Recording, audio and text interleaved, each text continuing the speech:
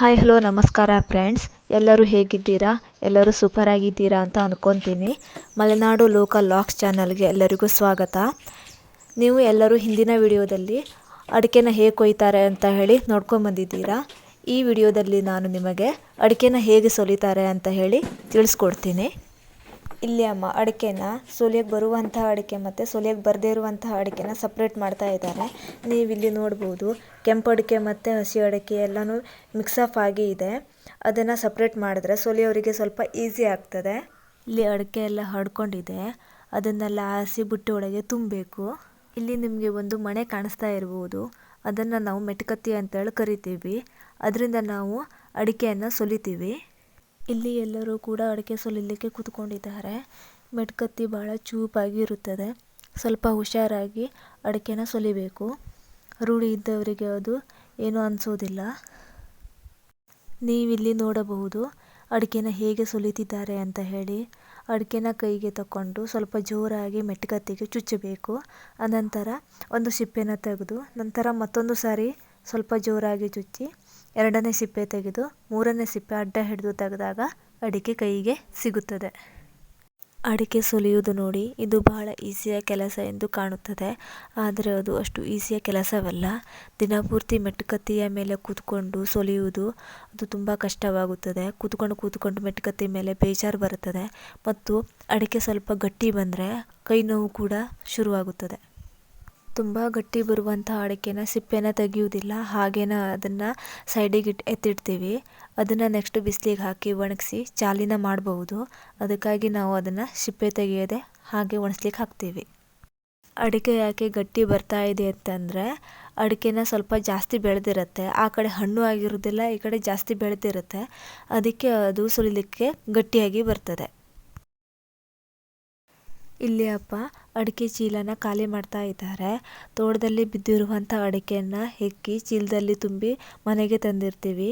ಅದನ್ನು ಖಾಲಿ ಮಾಡಿ ಅದರಲ್ಲಿ ಇರುವಂತಹ ಸುಲಿಯಕ್ಕೆ ಬರುವಂಥ ಅಡಿಕೆ ಮತ್ತು ಸುಲಿಯಕ್ಕೆ ಬರದೇ ಇರುವಂಥ ಅಡಿಕೆ ಹಾಗೆ ಒಣ ಅಡಿಕೆನೂ ಕೂಡ ಇರುತ್ತೆ.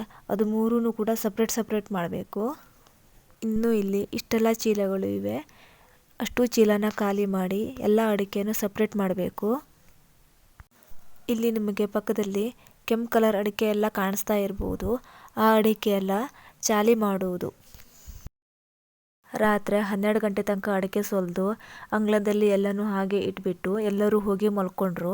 ಬೆಳಗಿನ ಜಾವ ಎದ್ದು ಎಲ್ಲನೂ ಕ್ಲೀನ್ ಮಾಡ್ತಾ ಇದ್ದೀವಿ. ಈಗ ಮೊದಲು ಮೆಟ್ಕತ್ತಿನೆಲ್ಲ ಸೈಡಿಗೆ ಎತ್ತಿಟ್ಬಿಟ್ಟು ನೆಕ್ಸ್ಟು ಸುಲಿಲಿಕ್ಕೆ ಬರದೇ ಇರುವಂಥ ಅಡಿಕೆನ ಒಂದು ಕಡೆಗೆ ರಾಶಿ ಮಾಡಿ ಅಡಿಕೆ ಸಿಪ್ಪೆನ ಒಗಿಬೇಕು. ಈಗ ನಾವು ಅಡಿಕೆ ಸಿಪ್ಪೆನ ದಿನಕ್ಕೆ 2 ಸಲ ಒಗಿತೀವಿ, ಬೆಳಗ್ಗೆ ಮತ್ತು ಸಂಜೆ. ಯಾಕೆ 2 ಸಲ ಒಗಿತೀವಿ ಅಂದರೆ ಅಡಿಕೆ ಸಿಪ್ಪೆಗೆ ನುಸಿ ಅಂತ ಹೇಳ್ಕೊಂಡು ಒಂದು ಚಿಕ್ಕ ಜೀವಿ ಆಗುತ್ತದೆ. ಅದು ಮನೆ ಒಳಗಡೆ ಹೊಕ್ಕಿದರೆ ಅದು ಹೊರಗೆ ಸುಲಭವಾಗಿ ಬೀಳುವುದಿಲ್ಲ. ಯಾಕೆಂದರೆ ಮನೆ ಒಳಗಡೆ ತಂಪು ವಾತಾವರಣ ಇರುತ್ತದೆ ಅಲ್ಲ, ಅದಕ್ಕಾಗಿ ಅದು ಮನೆ ಹೊರಗಡೆ ಅಷ್ಟು ಈಸಿಯಾಗಿ ಹೋಗುವುದಿಲ್ಲ. ನಾನು ಅಪ್ಪ ಅಮ್ಮ 3 ಜನ ಸೇರಿಕೊಂಡು ಅಂಗಳನ ಕ್ಲೀನ್ ಮಾಡ್ತಾ ಇದ್ದೀವಿ. ಅಮ್ಮ ಅಡಿಕೆ ಸಿಪ್ಪೆನ ತಗೊಂಡೋಗಿ ಗೊಬ್ಬರ ಗುಂಡಿಗೆ ಹಾಕ್ತಾ ಇದ್ದಾಳೆ. ನಾವು ಅಡಿಕೆ ಸಿಪ್ಪೆನ ಗೊಬ್ಬರ ಮಾಡ್ತೇವೆ. ಹಾಗೆ ಅಡಿಕೆ ಜಿಂಗು ಕೂಡ ಗೊಬ್ಬರ ಗುಂಡಿಗೆ ಹಾಕಿ ಗೊಬ್ಬರವನ್ನು ಮಾಡುತ್ತೇವೆ. ಅಡಿಕೆ ಸಿಪ್ಪೆನ ಹೂವಿನ ಗಿಡಕ್ಕೂ ಕೂಡ ಹಾಕಬಹುದು. ಅಡಿಕೆ ಸಿಪ್ಪೆನೆಲ್ಲ ಅಡಿಕೆ ಸುಲಿಯುವವರು ಬರೋಕ್ಕಿಂತ ಮುಂಚೆ ಎಲ್ಲನೂ ತೆಗೆದು ಕ್ಲೀನಾಗಿ ಗುಡಿಸಿ ಇಟ್ಟರೆ ಚೆನ್ನಾಗಿರುತ್ತೆ. ಇಲ್ಲದಿದ್ದರೆ ಅವರು ಬಂದು ಕೂತ್ಕೊಳ್ಳಿಕ್ಕೆ ಅವರಿಗೆ ಜಾಗ ಬೇಕು ಅಲ್ವಾ.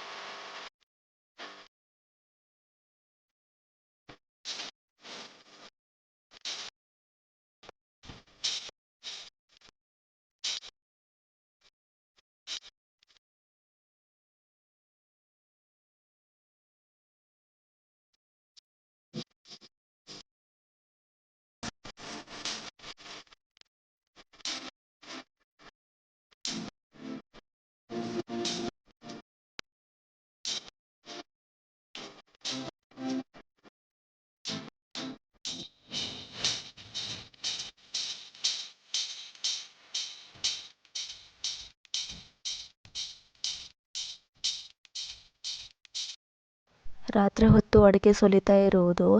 ಎಲ್ಲರೂ ಕೂತ್ಕೊಂಡು ಮಾತಾಡ್ಕೊತ ರಾತ್ರಿ 11ರಿಂದ 12 ಗಂಟೆ ತನಕ ಅಡಿಕೆ ಸುಲಿತಾ ಇರ್ತಾರೆ. ನಮ್ಮ ಮನೆಯಲ್ಲಿ ಒಂದೇ ಅಲ್ಲ, ಈ ಕಡೆಗೆ ಎಲ್ಲರೂ ಕೂಡ ಹಾಗೆಯೇ ರಾತ್ರಿಗೆ 11ರಿಂದ 12 ಗಂಟೆ ತನಕ ಅಡಿಕೆ ಸುಲಿತಾ ಇರ್ತಾರೆ. ಡೇ ಎಲ್ಲ ಬೇರೆ ಕೆಲಸಕ್ಕೆ ಹೋದರೆ ಸಂಜೆ ಹೊತ್ತಿನಲ್ಲಿ ಅಡಿಕೆ ಸುಲಿಯೋದು ಎಲ್ಲಿ ಇರುತ್ತೆ ಅಲ್ಲಿ ಬಂದು ಅಡಿಕೆ ಸುಲಿತಾರೆ. ನಮ್ಮ ಮನೆಯಲ್ಲಿ ಅಡಿಕೆ ಸುಲಿಲಿಕ್ಕೆ ಬೇರೆ ಯಾರೂ ಬರುವುದಿಲ್ಲ. ನಾವು ಇಲ್ಲಿ ಅಕ್ಕಪಕ್ಕದಲ್ಲಿರುವ ಮನೆಯವರು ಮುರಿ ಮಾಡ್ಕೊಂಡು ಸುಲಿತೀವಿ. ಅಂತಂದರೆ ನಾವು ಅವ್ರ ಮನೆಗೆ ಅಡಿಕೆ ತೆಗೆದಾಗ ನಾವು ಸುಲಿಯೋಕ್ಕೆ ಹೋಗೋದು, ನಮ್ಮ ಮನೆಗೆ ಅಡಿಕೆ ತೆಗೆದಾಗ ಅವರು ನಮ್ಮ ಮನೆಗೆ ಅಡಿಕೆ ಸುಲಿಲಿಕ್ಕೆ ಬರುವುದು.